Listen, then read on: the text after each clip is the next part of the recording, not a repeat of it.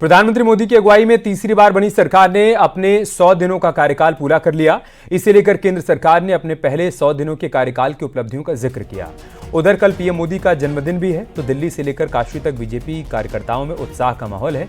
काशी में पीएम मोदी के जन्मदिन की खास तैयारियां हैं। काशी विश्वनाथ में पीएम मोदी के जन्मदिन पर विशेष कार्यक्रम रखा गया है, तो वहीं स्वच्छता अभियान से लेकर कई कार्यक्रम शेड्यूल किए गए हैं। सीएम योगी इन कार्यक्रमों की तैयारियों को परखने और हिस्सा लेने के लिए आज शाम वाराणसी पहुंच रहे हैं। वहीं मोदी सरकार के कार्यकाल के पहले 100 दिनों की उपलब्धियों की बात करें तो सरकार ने 100 दिनों में 3 लाख करोड़ की परियोजनाओं को मंजूरी दी है। इसके अलावा किसान सम्मान निधि की 17वीं किस्त में 20,000 करोड़ रुपए की राशि बांटी गई। वहीं मध्य वर्ग को टैक्स में राहत देते हुए 7 लाख तक की आय टैक्स फ्री की गई। वहीं ईज ऑफ डूइंग बिजनेस में युवाओं के कौशल और रोजगार के लिए कदम उठाए गए। नारी सशक्तिकरण और स्वास्थ्य सेवाओं को लेकर भी मोदी 3.0 में खास कदम उठाए गए।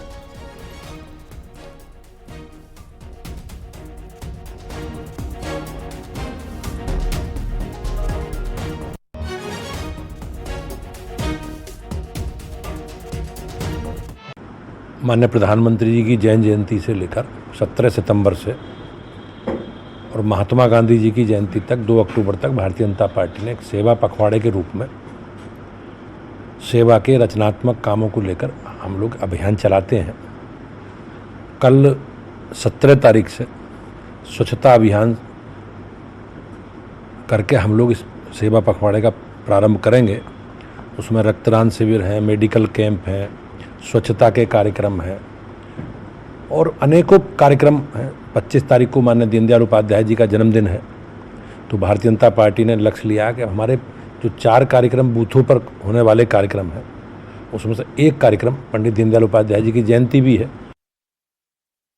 प्रधानमंत्री नरेंद्र मोदी के 74वें जन्मदिन पर उनके संसदीय क्षेत्र काशी में तमाम तरीके के आयोजन हैं। खुद भारतीय जनता पार्टी की ओर से आयोजन है, तो कुछ जो सामाजिक संगठन हैं वो भी अलग अलग आयोजन कर रहे हैं। लेकिन जो मुख्य आयोजन है वो काशी विश्वनाथ धाम पर है सबसे पहले, जहां पर प्रधानमंत्री नरेंद्र मोदी के जन्मदिन पर 74 किलो के लड्डू को प्रसाद के रूप में बांटा जाएगा। खास बात यह है कि इन सभी प्रमुख कार्यक्रमों में खुद मुख्यमंत्री योगी आदित्यनाथ मौजूद रहेंगे। वो सुबह मंदिर जाकर जो गणेश प्रतिमा है वहां पर 74 किलो के लड्डू को काटेंगे और फिर उसको प्रसाद के रूप में भक्तों को वितरित किया जाएगा। इसके बाद प्रधानमंत्री के स्वच्छता अभियान को आगे बढ़ाते हुए दशाश्वमेध घाट पर मुख्यमंत्री योगी आदित्यनाथ स्वच्छता अभियान चलाएंगे और यहां के बाद मुख्यमंत्री योगी आदित्यनाथ कबीर चौरा मंडलीय अस्पताल जाएंगे, जहां प्रधानमंत्री नरेंद्र मोदी के जन्मदिन पर रक्तदान शिविर का आयोजन किया गया है और उस कार्यक्रम में मुख्यमंत्री शिरकत करेंगे। और उसके बाद चूंकि कल विश्वकर्मा जयंती भी है, ऐसे में मुख्यमंत्री योगी आदित्यनाथ प्रधानमंत्री के जन्मदिन पर आयोजित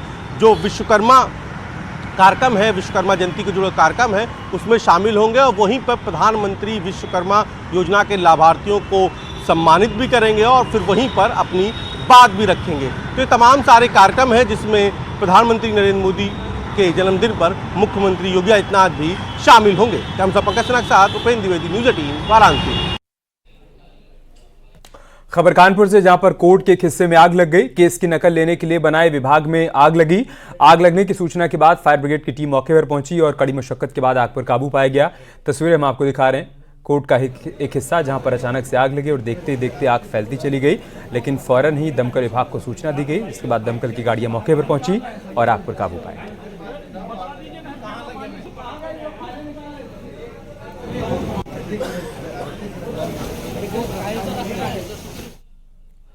खबर आगरा से है, जहां पर घर के बाहर खेल रहा 5 साल का बच्चा अचानक से लापता हो गया। बच्चे के लापता होने के बाद परिवार में कोहराम मच गया। बच्चा लापता होने के बाद घर वालों ने उसे पूरे गांव में तलाश किया, लेकिन बच्चा कहीं पर मिला नहीं। सूचना के बाद पहुंची पुलिस मामले की जांच पड़ताल कर रही है। पुलिस ने परिवार की तहरीर पर अपहरण का मुकदमा दर्ज कर लिया है। ये सनसनीखेज घटना थाना बरहन क्षेत्र के अमनाबाद गाँव की है।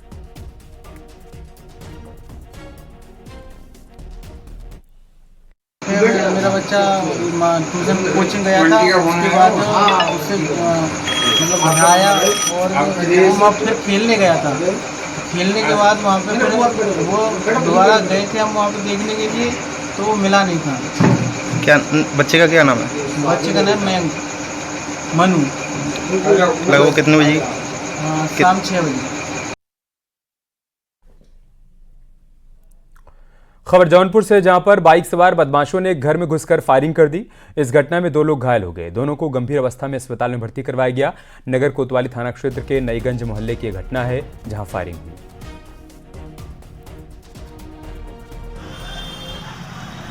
सनी यादव पुत्र राजेंद्र यादव निवासी बरईपार थाना सिकरारा अपनी दुकान पर बैठे हुए थे, तभी 2 अज्ञात बाइक सवारों ने उन पर फायरिंग कर दी, जिसमें 2 लोगों को गोली लगी है।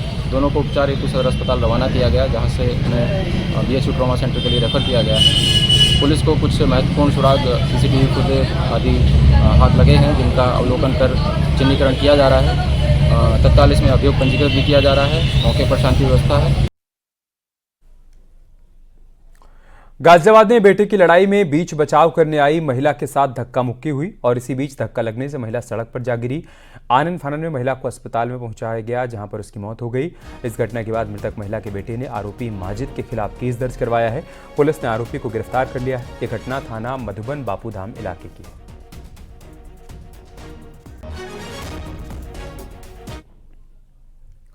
हापुड़ में अस्पताल में नवजात की मौत हो जाने के बाद परिवार के लोगों ने जमकर हंगामा किया। परिवार ने डॉक्टर पर लापरवाही का आरोप लगाया। सूचना पर पहुंचे पुलिस ने लोगों को जैसे तैसे शांत करवाया। परिवार का यह आरोप है कि डॉक्टर काफी देर तक इंजेक्शन लगाते रहे और फिर नॉर्मल डिलीवरी की बात कहने लगे। परिवार ने प्रबंधन पर बिना बताए ऑपरेशन करने का आरोप लगाया। परिवार ने तहरीर देकर कार्रवाई की।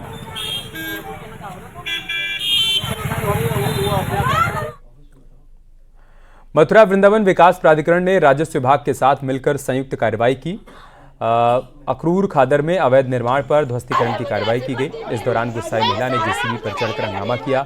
महिला का आरोप है कि बिना नोटिस दिए तोड़फोड़ की कार्रवाई की गई। बता दें कि अखरूर खादर में हो रही प्लॉटिंग और निर्माण को लेकर मथुरा वृंदावन विकास प्राधिकरण ने नगर निगम और राजस्व विभाग के साथ मिलकर ज्वाइंट ऑपरेशन चलाया।